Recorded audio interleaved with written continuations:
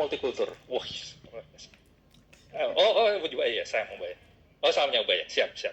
Saya orang baru di Ubaya, jadi saya baru tahu. Saya sangat mengikuti dengan jauh dan menghayati materi pada static point untuk berpikir, untuk membuat dan menjadikan diri kita sebagai aset yang erat kaitannya dengan personal branding. Hal ini tentu sudah dilakukan oleh orang-orang dalam suatu sistem, misalnya sistem birokrasi pelayanan pemerintahan. Namun aset dan personal branding tersebut faktanya mayoritas kalah dengan keberpihakan politik dan kedistaan politik yang sudah dibesarkan. Menurut kacamata profesional Pak Aryo, apa yang salah dari hal ini? Apakah cara personal branding yang kurang atau memang sistem penilaiannya yang keliru? Sistemnya yang masuk ke dalam circle of concern, Bu Maria. Jadi saya tuh sering dimintai pendapat gitu ya dalam obrolan secara informal dengan teman-teman gitu.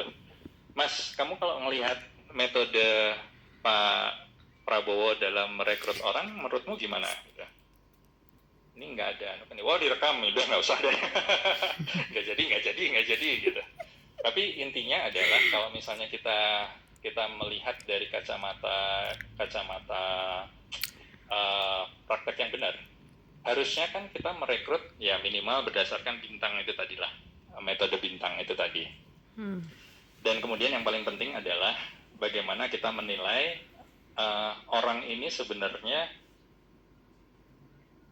direkrut berdasarkan apa? Meritokrasi kan idealnya.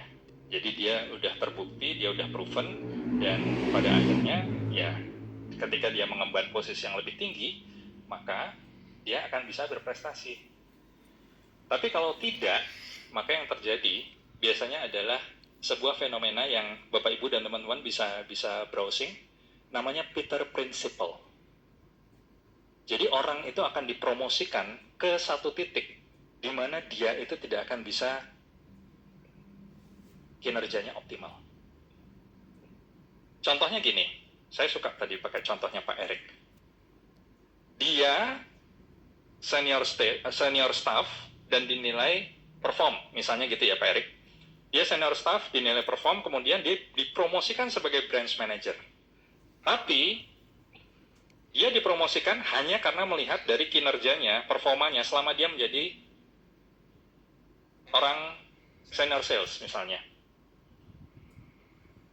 Sementara branch manager itu membutuhkan skill yang berbeda, kompetensi yang berbeda, capability yang berbeda. Kalau dia tidak di-develop dengan baik, pada akhirnya, Bapak Ibu, yang terjadi adalah dia perform sebagai senior staff, sebagai senior sales, tapi ketika dipromosikan ke posisi yang lebih tinggi, tiba-tiba dia menjadi sumber masalah. Kinerjanya anjlok. Nah, itu. Jadi kalau saya melihat adalah jangan sampai di Indonesia itu ada Peter Principle yang muncul. Dan sayangnya saat ini sudah terjadi.